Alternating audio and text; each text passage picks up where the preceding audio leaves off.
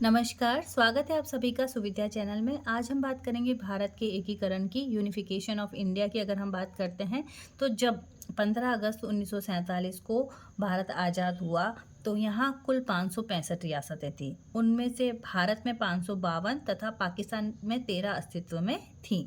जब हम भारत के एकीकरण की बात करते हैं, तो भारत के एकीकरण को हम 3 खंडों में पढ़ेंगे। एक तो किस प्रकार से रियासती क्षेत्रों का भारत में विलय हुआ।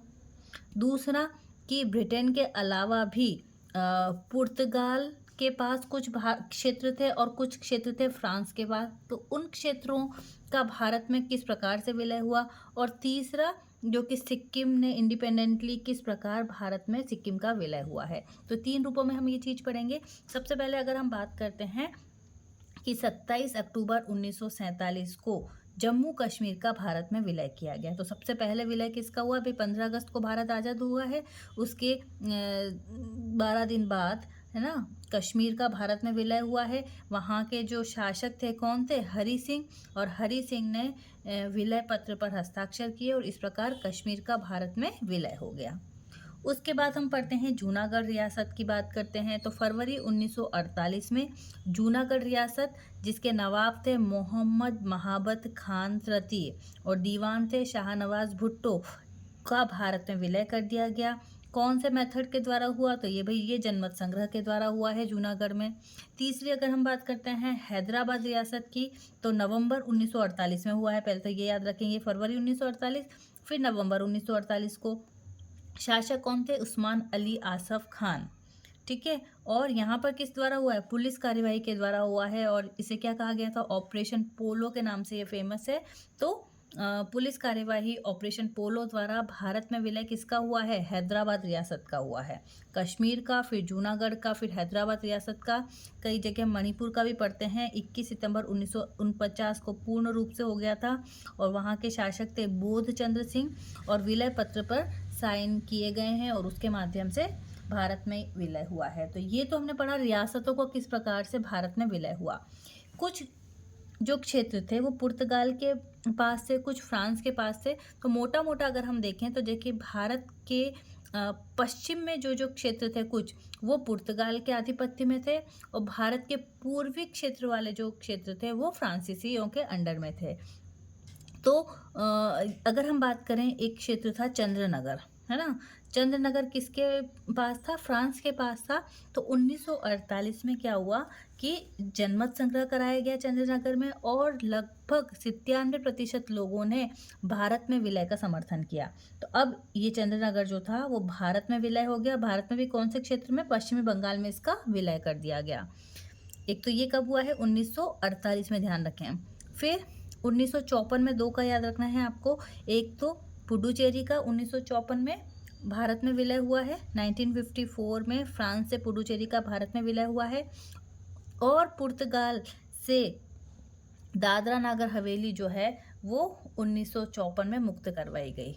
तो ये इम्पॉर्टेंट बात है। 1954 के 2 आपको पॉइंट याद रखने हैं।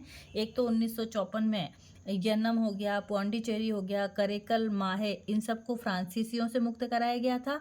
और 1954 में ही दादरा नागर हवेली को भी पुर्तगालियों से मुक्त करवाया गया था।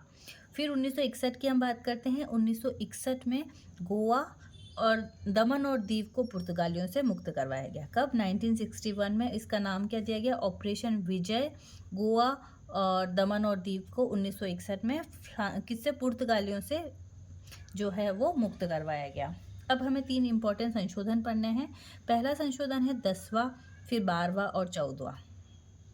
तो 10वें संविधान संशोधन 1961 के अनुसार क्या हुआ है कि दादरा और नागर हवेली का भारत में विलय कर दिया गया और इसे क्या किया, किस में बदल दिया गया? ये केंद्र शासित प्रदेश, जो यूटी प्रदेश बना दिया गया। 12वां संविधान संशोधन 1962 में गोवा, दमन और दीव, ठीक है, द से दादर, द से दस आप याद कर सकते हैं। 12वें संविधान संशोधन के द्वारा गोवा और दमन दीव का भारत में विलय करा और इसे केंद्र शासित प्रदेश बना दिया गया। 14वें संविधान संशोधन के द्वारा जो पांडिचेरी, यनम, करेकल और माहे हैं उन सबको भारत में मिलाया गया और इन्हें मिलाकर एक पौंडीचेरी नामक केंद्र शासित प्रदेश जो है वो बना दिया गया। तो ये महत्वपूर्ण भारत के एकीकरण से संबंधित बात हो गई। तीसरी अगर हम बात करते हैं, अब हम बात करेंगे सिक्किम की। सिक्किम का पर धर्मराज का शासन था और यहाँ पर देखो सिक्किम को डायरेक्टली नहीं मिलाया गया, पहले सिक्किम को सहायक राज्य का या फिर एक कह सकते हैं एक रक्षित राज्य का दर्जा दिया गया था। तो 2 संविधान संशोधन पढ़ने हैं हमें सिक्किम से संबंधित। एक तो है 35वां संविधान संशोधन 1974 और एक है 36वां संविधान संशोधन 1975। 35वें संविधान संशोधन 1974 के अनुसार ये कहा गया कि सिक्किम के साथ संबंधों को और मजबूत बनाया जाएगा। सबसे पहली बात तो ये कही गई। उसी के साथ क्या कहा गया भी सिक्किम को एक सहायक राज्य का दर्जा दिया जाएगा, एक रक्षित राज्य का दर्जा दिया जाएगा। और इसके लिए संविधान में एक तो अनुसूची 10 को जोड़ा गया और आर्टिकल 2A को जोड़ा गया। देखिए अनुसूची 10 में हम दल बदल से संबंधित पढ़ते हैं, हमने शेड्यूल्स में पढ़ा ही था, लेकिन उस समय शुरुआत में इसे बाद में हटाया भी गया है। 36वें संविधान संशोधन के द्वारा बाद में इसे वापस हटा दिया गया, लेकिन 10वीं अनुसूची में उस समय क्या जोड़ा गया था कि सिक्किम जो है वो सहायक राज्य की भांति काम करेगा। सिक्किम के द्वारा 3 विषय भारत को दिए गए, एक तो विदेशी मामलों से संबंधित, रक्षा और संचार से संबंधित। सिक्किम के नागरिक जो हैं वो भारतीय प्रशासनिक सेवाओं के लिए योग्य माने गए और साथ ही उच्च शिक्षा संस्थानों में सिक्किम के लोगों को प्रवेश दिया जाएगा। तो ये सारी बातें जो थी ये 35वें संविधान संशोधन में थी। 1975 में क्या करवाया गया, यहाँ जनमत संग्रह कराया गया और बाद में जनमत संग्रह कराकर सिक्किम की जनता ने भारत में विलय हो जाए इस पक्ष में ही अपना मतदान दिया था। फिर इस आधार पर 36वां संविधान संशोधन हुआ है और सिक्किम को पूरी तरह क्या किया गया, भारत में विलय कर दिया गया।